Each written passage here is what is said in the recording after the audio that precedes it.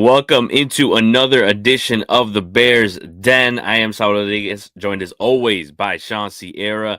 And you know what? It's rivalry week. But I'll tell you one thing, Shawn, it doesn't feel like it, honestly, because it has just been terrible few weeks. I know I haven't been on in a couple of weeks, but it has been rough. But most importantly, how are you doing? I'm good, man. I'm good. You know what? I'm good. It was good to be back in the Yes, sir. in the locker room and in the pressers, but I'm good, man. I'm really good.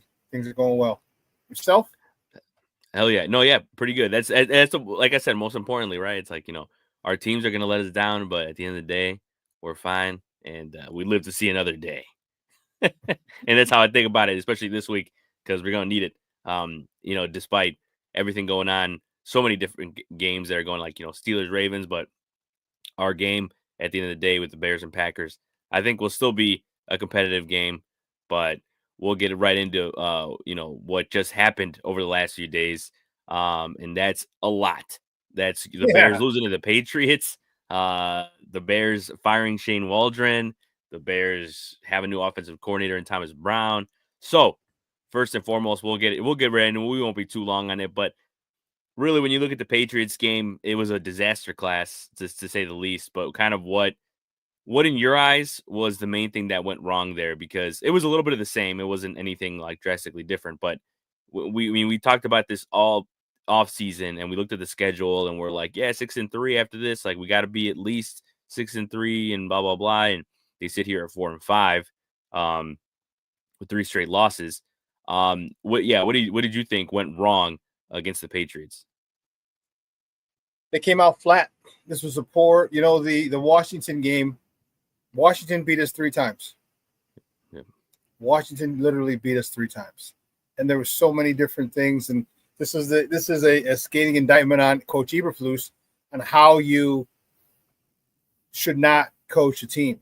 Okay. People will always get mad at Bill Belichick whenever people were asking him questions in the pressers, and he'd say, they'd ask him about it's Wednesday, and they're asking him about something from the week before, and he's like, "We're on to Cincinnati, we're on to Miami, we're on to New York, we're on," and it's over and done with. And I think that's the issue, is that this was still around. So many different things were around, and you didn't really get to focus on who you're playing. All the talk is about all the distractions that were going on, and I just don't think they were focused. I think they're too caught up in all these little sideshows that were going on, and that's where Eberflus needed to come in, step in, and say, make sure you're focused, because they came out with no passion, they came out with no energy, they came out with with a lack of sense of urgency. Nothing. And you know what? It was embarrassing. Yeah, no, to say the least. I mean, the just even losing to the Cardinals was one thing, and they have talented players. Kyler Murray, Marvin Harrison. They have talented players, but we definitely thought the Bears would be able to beat them. And then you look at the Patriots game, and you're like, yeah, this is a win. And I even said it too. I was like, after the Cardinals game, after the Cardinals loss, I'm like, it's going to be really tough for this team to make the playoffs at this point, where they're at right now, where they just lost to the Cardinals. Now, I was like, they're gonna at least have a bounce back win. They take down the Patriots, go 5 and go into Green this Bay 5 Green and Bay 4. week and go in there, 5-4, and then see what happens. You never know. And now it's looking doom and gloom now, because it's just 4-5, and it's looking rough. And obviously the main story of the week, besides this loss, was just the fact that the Bears parted ways with Shane Waldron after 9 games. And I mean, none of us are surprised. But you guys talked about this, on previous episodes, and we've talked about this going into it. I mean, we saw it happening. We just didn't know when it was going to happen. And I think this was, a perfect spot, because I mean, the Bears have not scored a touchdown since the game against Jacksonville. Technically haven't, scored a touchdown in American soil in quite a while. Yeah. But what did you think finally when you heard the news that Shane Waldron is out as Bears offensive coordinator? It wasn't a surprise. It wasn't as big, I should say, a surprise. The Bears aren't used to firing coaches mid-season. I know we had the scandal, last season with the running back coach got fired and the defensive coordinator left, but that's not par for the course for the Bears. Although recently it has been, last 2 years it has been. But there's something going on there. So something going on. All right. Shane Waldron didn't have a problem with Russell Wilson. Shane Waldron didn't have a problem with Geno Smith running this offense. Shane Waldron had a problem with Caleb Williams. I don't know what it is. I don't know if it's the fact that they were vets. Okay, a couple of things came out. Keenan Allen came out with a scathing indictment and said, "Hey, maybe he was just too nice, not holding people accountable." And then I said today on my show, I'm like, well, that's the quarterback's job too. It's when things aren't going right, you say, no, we need to get this done. We need to get this over. I know we have a script to go through, but we're not going to gloss over it. And maybe because Caleb's a rookie, he didn't feel comfortable doing it.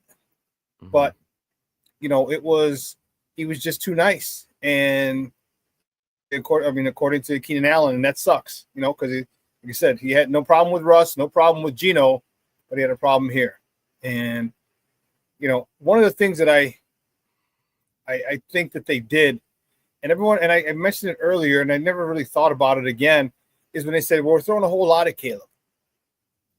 And Caleb, if you notice, he's really he's not being as free as he was in college, which is why he got all the accolades, the Heisman. He's a big game hunter, and they're trying to coach that out of him. And I think that's part of the issue. Is you're trying don't turn the ball over, don't turn the ball over, and in the process, they're not letting him take shots downfield. And I think they're trying to coach the Caleb out of Caleb, and I think that's part of the issue. And Shane Waldron, probably at the behest of head coach, said, "Hey, just make sure he's a game manager for now." Even I said, win with him now, win because of him later. And I think they took the aggressiveness out of him, and that really sucks because when he's on and he's doing his thing, he's extremely, extremely exciting.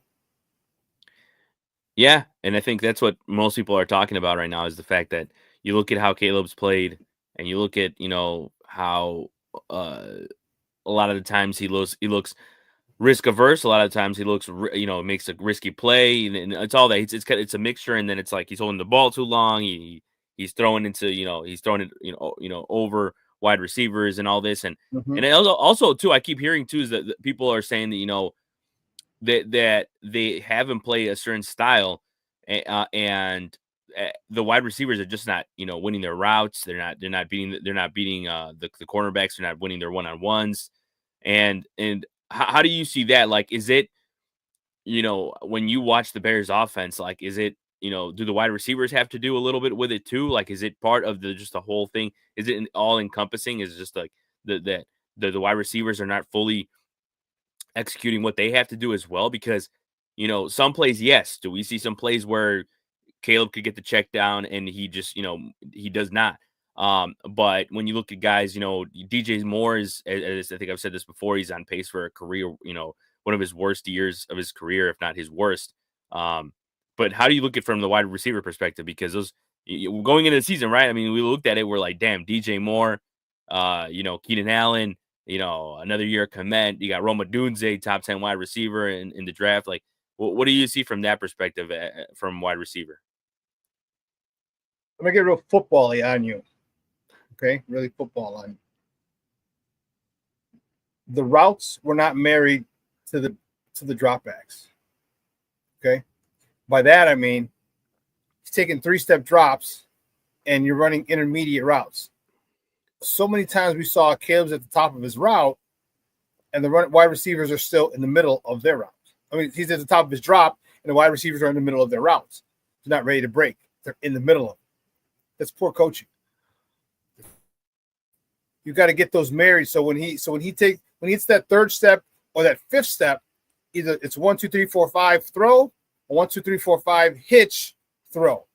That's how it's got to be. And so often he gets to the top of his drop, and the routes aren't even complete yet. That was a big issue. And then he missed some. He missed some checkdowns. He missed, a couple times. I don't know what's wrong. I guess now we're starting to see when Justin last year said, when they asked him, like maybe it's coaching, because I don't think Caleb Williams forgot how to play quarterback. All right, he's delivering footballs in a way that they shouldn't be. It's far too often. He's putting too much air into the ball sometimes. Not a line drive when it needs to be. Not a humpback line drive. There are certain types of footballs you need to deliver, or ways to deliver a football depending on that particular route and the openness of the receiver. And he's not doing it. He didn't forget. He did it in college. He did it in high school. Maybe there's just far too much on his plate, and hopefully they dial it back. But that's what I saw. He missed some receivers. All right, some of them were maybe it's just his head, but man, they were wide open. He missed them. He one-hopped them. Little just out of reach, underthrown. So that's and hopefully the new offensive coordinator, Thomas Brown, can marry those, which is why I love when he's under center. Because if he's under center, it's easy. Now you can take a 5-step drop, and those will be timed up much better, as opposed to in the shotgun. Now, do you still take a 5-step drop from the shotgun? You take a 3-step drop from the shotgun because you're already deep. There's so many different things, so many different factors in there. So hope I didn't get too football-y on you, but yeah, the routes weren't married with the drop, and it showed often. No, yeah, that's what it's all about. We're ready. We want to hear that, the super back knowledge, the super, you know what I'm saying? Like all that, so we love to hear. No, and it makes sense. I mean, when you look at just some of the, breakdowns of Caleb and some of the receiver routes, because look, at the end of the day, people have been waiting for, we talked about in the offseason, the fans are waiting to hate on Caleb Williams. And even though it's not all him, it's the coaching, it's a lot of things that are going on. It's not just one person, it's not just one guy. And like you look at it and it's like, hey, we heard the analysts going into the season that Caleb was not a finished product. They're like, expect to see some growing pains early on. Did we expect 4 and 5? Not saying we did, but like, and also not an excuse. But I think also when you look at, like, people were saying, oh, Jaden Daniels is a little more NFL ready, and we're kind of seeing that from their perspective, even though they're on I believe on a 2-game losing streak, a 3-game losing streak. But like they, it's just I think we're seeing the growing pains now, even though a big part of that is just the fact of coaching, because of course, as you always say, coaching matters. That is probably the biggest part of this whole thing, because people want to easily just blame him and they want to say, oh, it's Caleb, he's a bust and all that stuff. And it's like, dude, we're 9 games into his career. It's not like he hasn't been dealing with the best coaching staff. It's rough, and it's also, just classic Bears where they just, get a guy, draft a guy, and then they get rid of the coach, and then they got to start over the next year, and it's going to be the same crap next year. So third time in a row, third quarterback in a row. Third time in a row. So it's tough, but as you say, hopefully things are different. With new offensive coordinator Thomas Brown, who of course was the passing coordinator, and I did want to look at a couple of the clips that we have here of him talking, because I've heard he's a little more direct. As you mentioned with Shane Waldron, that somebody that Keenan Allen said he was a little too nice, that he let a lot of stuff go, and then it just kind of spiraled, and Thomas Brown seems a little more direct, and I like the passion, and I definitely want to see what he can do. And here's a little bit of his presser. I think it does a lot well. I think when it comes to just natural ability from throwing the football is, I think, clearly and obvious. I think being able to understand how to get the ball out of his hands as fast as possible when it comes to not the concepts we kind of just end up dialing up, but also being able to let him use his natural God-given ability at times when it's relevant. Not every play. But when it comes to especially situational ball, third down, red zone, and come alive with that. What did you learn? Yeah, and look, another thing too that he said was, the best remedy for all this is winning, right? And Yes, so you it like is. to hear that, even though it's going to be a tough draw this week, but just hearing what he said, his track record, because people, you know what, another thing too is that when the Bears made the move of putting him in offensive coordinator, people are quickly to say, oh, but he coached he ended up coaching the 2015. team that got the first pick. Oh, he got the Panthers. They were terrible last year. Like, the Panthers are a terrible organization. They just are. So, but besides that, he's. I know I heard that Sean McVay said he's one of the best competitors he's ever been around. He was on a Super Bowl champion team with the Rams. So he's got a track record, man. And like, a lot of people saw him as a head coach candidate going forward. So like, not for the Bears necessarily, but just for the league in general. But what do you think about this move? And then also just what you heard, because he's already sat down with Caleb, talked with him, and I think that's key. But what do you expect to see from Thomas Brown? Because as they said as well, they're not going to reinvent the wheel. But you hope to see at least some improvement, even if it isn't a loss. At this point, you got to go out there and make some kind of improvement. One of the things he told you what he's going to do. He just told you. All right. He said, "Hey, what's up, Samo? Good to see you. Thanks for tuning in, buddy." He told you what he's going to do. Get the ball out of his hands quick. Okay. And when he needs to go be Superman, go be Superman. All right. He just said that. All right. He said, not all the time, but when necessary. This guy was a running back. Okay. He understands. And I said, this is the one thing that people got to understand. When you're in the second seat, when you're the vice president, vice principal, assistant coach, you can see all the shit that's going wrong from the head coach. Okay, very easily. We've all been in a second situation, in a second position where someone else was making the decisions, and we can see it. That was a good decision. Oh, that was a bad decision. Oh, I would do this different. I would do that different. You see them all. Okay. Hopefully he's seen those and now implements things that, right? We didn't stick to the run sometimes. We're going to stick to the run. I didn't have quick getting the ball out of Caleb's hands quickly. Let's do that. No screens. We didn't have a lot of regular screens, not those stupid ass bubble screens, the regular running back screens or tight end screens. We didn't do that. Maybe he does that. Hopefully he saw what was wrong and said, if I ever get the chance, here's what I would do different. Again, when you're not making that decision, man, is it crystal clear. Crystal clear. Hopefully he does. He takes his own advice, and hopefully he does that and does what he sees is necessary for this offense. Because there's too much talent, bro. There's far too much talent on this team. And if he does that, if he sticks to the run, play action, boot, screens, quick passes, then the Bears have a chance. So you're telling me there's a chance. Yeah, no, that's what I say. Like, it doesn't. I don't think it's weird. It's weird to say with a team like this, but I think you really break it down. It is easy, and we'll get into the Packers game, but I feel like it's easy to be competitive in this game. To win is a whole different story, but I think they can be competitive. But like I said, we'll get into that. But yeah, I hope there is improvement there, because I mean, that's just, look. In my eyes, I'm very, very pessimistic, as you know, Sean. Like, I don't see a way out of this for this season. But all I hope to see now is improvement from Caleb. It's like it's all I want to see, is just have him improve. And it sucks because I feel like I've said that multiple times. Like, I want to see improvement in in Justin Fields and all this stuff, and it's just all over again. But I hope I'm wrong, and I hope they're able to do something crazy the rest of the season. But I will, regardless if they go up or down, who will not be with the Bears will be Nate Davis. And he was released this week by the Bears. There's really not a whole ton to say here. And this is not a surprise with the lack of contribution he has had. What's your thoughts overall on I guess the Nate Davis tenure on the Bears? You know what? He was a diva. He was a prima donna when they got him. That was a reputation that he had from him. And you know what? He still signed him. So this falls squarely in the lap of Ryan Poles. End of story. End of story. You knew that. Those were rumors, right? Mm-hmm. And he did what he did. Nate Davis.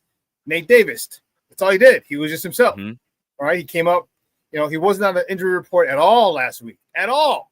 Then he shows up with a bad back. that was the final straw. And then like, okay, you know what? I like Eberflus. He said we sent him home because we didn't want him standing with a bad back. You couldn't put him up in the box like you could put other players up there. All right, you just sent him home. When he said they sent him home, like, oh, he's cut. He's cut. I knew he was cut. It was uneventful. He got all his. You know what? He fleeced us, and Ryan Poles fleeced himself again. All right, another bad free agent signing. Chase Claypool. This one, even Cortland Sutton. Cortland Sutton was Sutton. It's Cortland Sutton. I was gonna say Sutherland. Cortland Sutton. All right, he's been bad. He had a lot more misses than hits.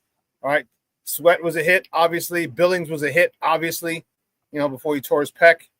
But the ones that you miss on are the ones that, you know, we tend to focus on. And it was just a bad free agent signing. And this goes back to and I'm telling you, I don't care what people say. This further proves or solidifies for me, not that I needed any more solidification. You should have kept Justin and taken the haul because you could have got offensive linemen. You're not going to go out there and get great offensive linemen. They're not out there. All right. Very rarely do you, unless you're the Bears, you let James Daniels go. Well, of course, then he's out there. But you draft and develop them. Think of all the draft picks you would have had to develop these guys. Think of the draft, or not develop, but draft. You could have drafted Joe Alt. You could have drafted another offensive lineman. You could have drafted a guard. You could have drafted all these people with these extra picks, built the team up. So really, there's no weakness. And Justin had the locker room. He would have gotten better. I think it would have been a little different situation with him and Waldron. I don't know. I'm just assuming, seeing that Justin was a veteran and Waldron had success with veterans. Nate Davis, bad signing. Yep. And yeah, it's that. Like I saw somebody post the like Nate Davis highlight reel with the Bears, and it started and it ended. In had a picture of him smiling. Yeah. And that was it. The end. That's it. Thanks for watching. So yeah, the internet is undefeated. For real. Oh my god. But yeah, that's it. In other news, I should say this one's bad is of course the fact that the Bears placed Jaquan Brisker on the IR with his concussion. He's been out since the Panthers game is when he got the concussion, but this is his third concussion. How much do you think the Bears have missed Jaquan, and also how much do you think they're going to miss him? Because virtually it kind of feels like he's done for the season. You know, obviously he has to miss at least, I believe, 4 games. How much do you think they're going to miss him the rest of the way? Big time, because he was the heart and soul of that defense. He was the one who set the tone. All right, Jalen Johnson's great. He got the big number, the big contract, but he's not the tone setter. Jaquan Brisker's the tone setter. Right? He'll come down and lay you the hell out. All right, that sets the tone for this defense. And when you have that missing, you have it missing. And no one can step up. We don't have anybody else who plays like he does, which unfortunately for him, got him to the NFL. It's a dual-edged sword. It got him to the NFL, but also might make his career very short. We missed him a lot. We're gonna miss him a lot for these next 4 weeks. And there's no way he was the only guy that he was the guy that intimidated receivers and running backs and tight ends coming out of the backfield, okay, or in the secondary. He's the dude you had to keep your head in the swivel for, because Jalen Johnson's not going to knock you out. He'll knock the ball out. All right, Kyler Gordon's not going to knock you out. He's going to knock the ball out, rip it, strip it out. Okay, same with Tyreek Stevenson. All right, the thing is, he set the tone. He was the presence that you knew. When you would have Alec, you have to find out where he is on the field if you're going across that middle, because you know he was coming. So we're gonna miss him a lot, and it sets the tone. That defense doesn't have the tone setter now, and that's what worries me, because they need a tough physical game this week, dude. Josh Jacobs is a monster. Why do you think they gave him $150 trillion? They realize that if you don't think that they're not going to give Josh Jacobs the ball 30 times, you're crazy. You think they're going to let Jordan Love continue to give two turnovers a game in the last 7 games? Continue that? You're crazy. You think they're not going to run Josh Jacobs because Andrew Billings is out of the middle? You're crazy. This is where Jaquan Brisker could have come in big time, okay? And if I'm Green Bay, I'm telling my offensive line coach, I'm going in that room if I'm the flower, and I'm going, hey, boys, get your hard hat ready. We're running minimum 30 times, 35 times.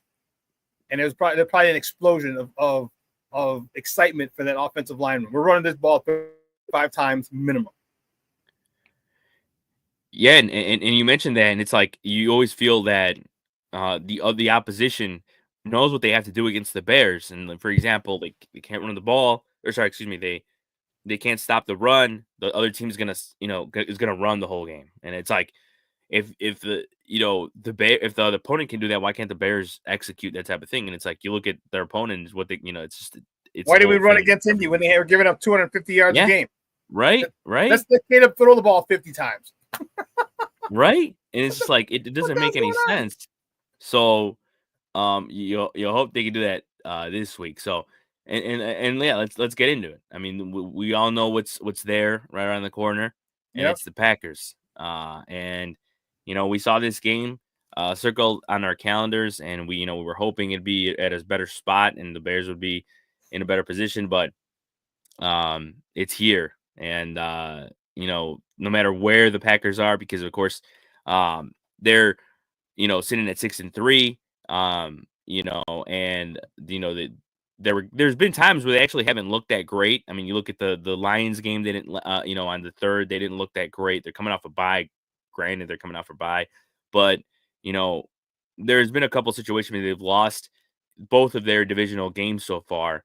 This is gonna be the Bears' first divisional game, but looking at this matchup, I said it. I said it's a game where you could be competitive, but I still think it's going to be a tough one for the Bears to even have an opportunity to win. But how do you see this on the grand scale of things? Like, how can the Bears compete in this game? Is there even a chance for them here? Or how do you see this Week 11 matchup? There's a chance. There's definitely a chance, but there's a lot of things that have to go right. Things I mentioned earlier. Thomas Brown's got to stay committed to the run game. He's got to get the ball out of Caleb's hands quickly. Okay, we got to hit screens. We got to hit slants. We got to hit curls. We got to do short. And one thing that I want us to do is take a shot deep. We don't take shots deep. In everyone, last couple of games, they're not, safeties aren't worried. No one's worried about them getting behind us, and they know. Trust me, through a scouting report, they know Romadunze runs a 4-3. They know that. They know DJ Moore is one of the best receivers in the NFL. But they know they're also not sending them over 10 to 15. So if we're not scared of that, dude, they cheat. So now they're going to cheat. Green Bay will cheat. They'll cheat up, and this is where you got to hit them. This is where I say if it first, second, and short, go deep. The first, second, and short we get, 2nd and 3 or less, go over the top. Romadunze hit that post route. All right, DJ hit that corner route. I mean, Romadunze hit a corner route on the right side. DJ Moore hit a goal on the left side, and Cole Kmet right up the middle. Cole Kmet right up the middle. Okay, you got three people, because they're gonna go heavy man. And if you remember one of the clips that I had from the locker room from DJ Moore took a shot at the staff and at Caleb last week. He said, they showed a lot of man. And Green Bay, I'm talking this past week with New England. And Green Bay is going to show a lot of man as well. And he said, we have a lot of guys who can beat man. Basically me. Throw me the ball. So, yeah, they know what they're going to do, set up a game plan to take advantage of all the time that they go man and make them pay. Yeah, and you know what? And as you mentioned, I think as you mentioned Josh Jacobs, I think really he's going to be the key to this whole thing, because if he's able to, if the Bears let him cook, dude, it's going to be a rough day. And as much as it's been difficult for the Bears to stop the run, they got something's got to give here. They got to do something to stop that. And that's the thing. The defense, as always, we just hope the defense can keep the Bears in the game.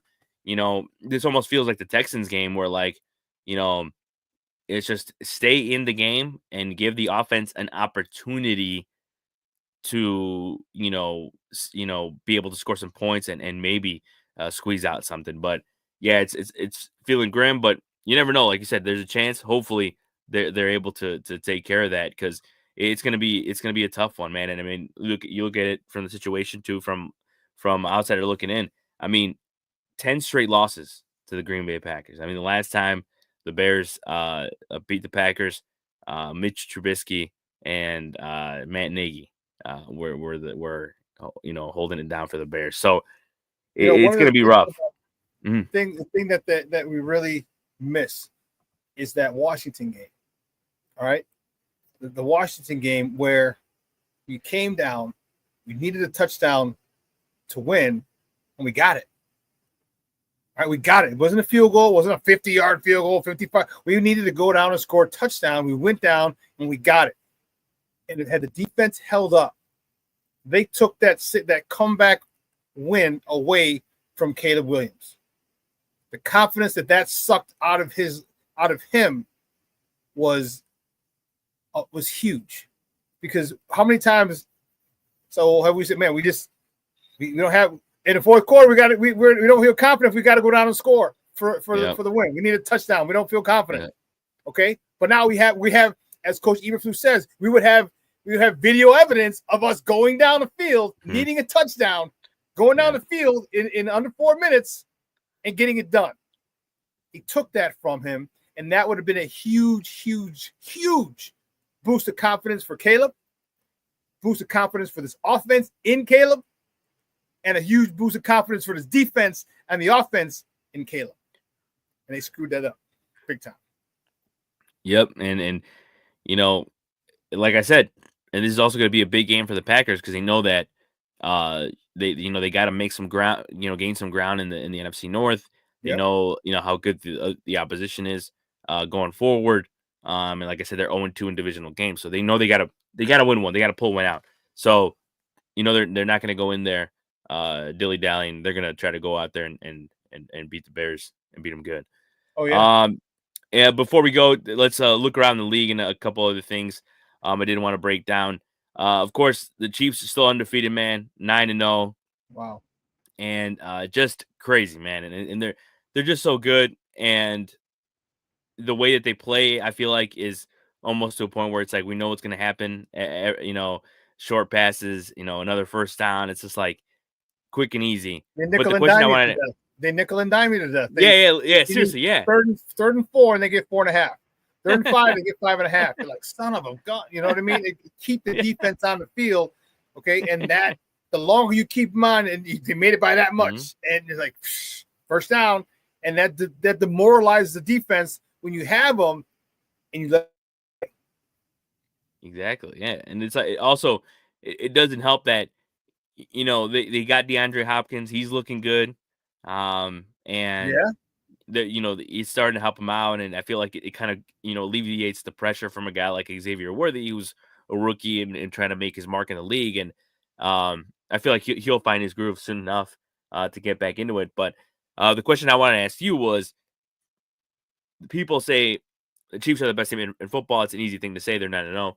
Other people have said the Lions are the best team in football. That's also, I feel like, a little easy to say. Ignore those two teams. Who do you think is the best team in the NFL then? Because I feel like if you don't say the Chiefs, you probably might say the Lions. If you don't say the Lions, you probably say the Chiefs. But for you, looking at it, breaking it down, who do you think, as of right now, is the best team in the NFL? Well, yeah, I'd have to say those two. But if I can change the question a little bit, like who I think is right on their tail and could end up being the best team in the NFL, I think Philly. I think Philly has everything you need. You got the quarterback, you got the receivers, damn sure got the running back when he's not freaking reverse hurdling people on the field. That was that shit. Oh my god. That was that. Okay. And I think the Chargers. Buffalo's okay, but I don't want to go against the Chargers because Jim Harbaugh runs the ball. And if you got to go to Kansas City, if you got to go and it's snowing, he is not afraid to run the ball. Matter of fact, he'd rather run the ball. All right? You've seen him. And look at J.J. McCarthy. People didn't know I know he's hurt this year. People don't realize that they will when he plays eventually. How he could sling that ball around the yard, but he wasn't asked to. Why? They ran the ball. Jim Harbaugh is going to run the ball. And you can do that running the ball on defense, travel. And if you have to play Kansas City, because they're going to end up with the best home field throughout, you got to go in there. You're going to have to run the ball, take time off that clock, and take the crowd out of it. And Harbaugh can do it. So I think those two, and maybe Baltimore. Baltimore is another team. Yeah, another team that can do it. So Baltimore and San Diego and the Eagles, probably the three best teams. Yeah, Samo, yep, you got it. Those are the three best teams right after the Chiefs and the Lions. Yeah, I don't blame you. I mean, those are, I feel like, when you look at the Chargers, you mentioned the Chargers, I feel like they are like a sleeping giant. I mean, they're like, 6-3. they have, and their defense has been, crazy. Like, I know I've heard some people talk about like, hey, they're not even that. There's not many different players in the defense, but it's just like the coaching. The coaching, as you always say, coaching matters. Can't be understated. Can't be undersaid. They're showing up, and I feel like another team too that has an opportunity. I'm not sitting here saying they're going to be the best team in football, but another team that I feel like people have been talking about recently, and I feel like has a chance to, if their offense clicks and continues to click as it's been clicking, is the Steelers. Yeah. Because I mean their defense is so good that you just score enough points and you play, you never know. And we're gonna see it on Christmas Day because that matchup with Steelers and Chiefs might be the best matchup that day. I mean, these are two teams with great defenses, and it's like if the Steelers can just have Russell Wilson, find Pickens a couple times, they got Mike Williams now. It's just that I think that's going to be an interesting one to watch because, Russell Wilson, I feel like he's just rejuvenated in a few games, and and he's been looking good, and they're going to be facing the Ravens this weekend. That game's going to be crazy. So that one's going to tell us a lot too, because great call. Son. Yeah, no, yeah, and I think also just the fact that they're taking on. Lamar Jackson was playing out of this world, like we say every year. This is on another level again. It's gonna be another test, dude. And like I'm ready to see that. They got Derrick Henry now too, so that's my thing God, to deal with.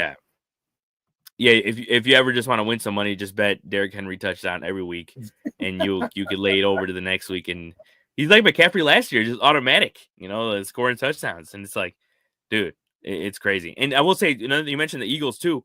That's a good one too, because I mean, you saw them last night's win against the Commanders. I mean, that's a gutsy win right there. And despite all the stuff that went down, you had Jake Elliott missing 3 kicks, and they pulled it out, man. And the Commanders, dude, 2 touchdowns. I mean, it's such a beast. Long touchdown runs. Yeah, 2 long touchdown runs. Yeah. But that's what happens when you build through the line. Yeah. Look at all the first rounders and second rounders they have on that offensive line in Philly. Man, that last touchdown run was an inside zone. Whoop, cut back once, cut back twice.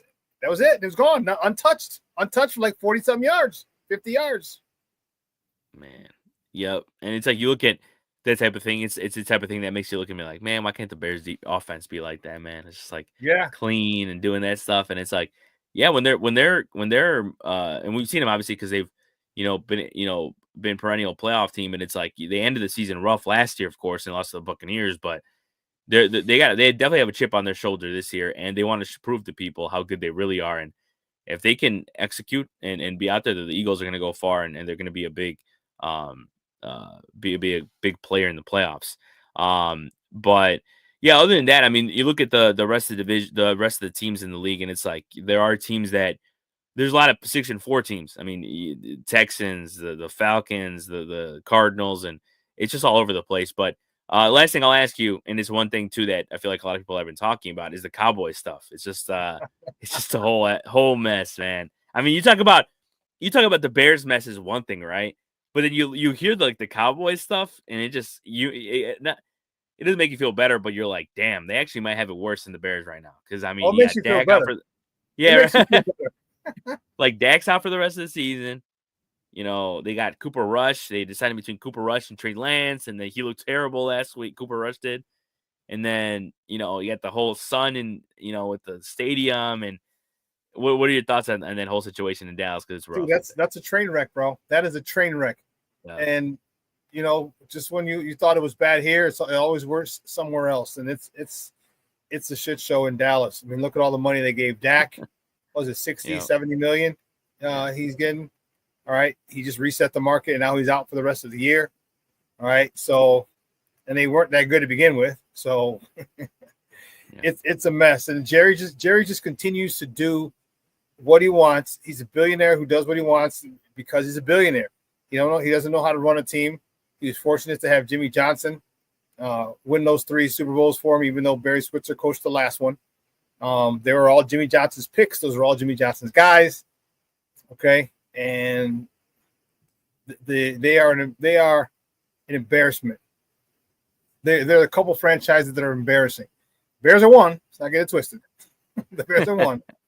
Cowboys are in that discussion, and so are the Raiders. The Raiders. Geez, I mean, that's just There's always got to be that group of them, and it's looking rough out there, especially for the Cowboys. The Raiders definitely. I mean, hey, at least the Raiders got Brock Bowers, I guess. Yeah, he's gonna get out of there as soon as he can after his 5th year. This is true. But speaking of getting out, that'll be it for this edition of the Bears Den. I want to thank my guy Sean Sierra as always. He will be in the house for Sunday's game for the Bears and Packers. So check out all our socials for that content. Check out his as well. Follow Sports Zone Chicago and More Media and all social medias. Check out all our other shows as well. The Sean and Maya Show. Check out the Second City Sports. For War Media, check out the At Bat Podcast. We'll get back into that. It's been a rough couple of weeks. We'll get into the offseason, look at all that. We'll look at Garrett Crochet winning Comeback Player of the Year and where he will. He came back with that award, and he will be leaving the city soon. I'm sure somewhere. With that award. So we'll catch up on all that as well. So thank you for watching once again, as always, for this edition of the Bears Den.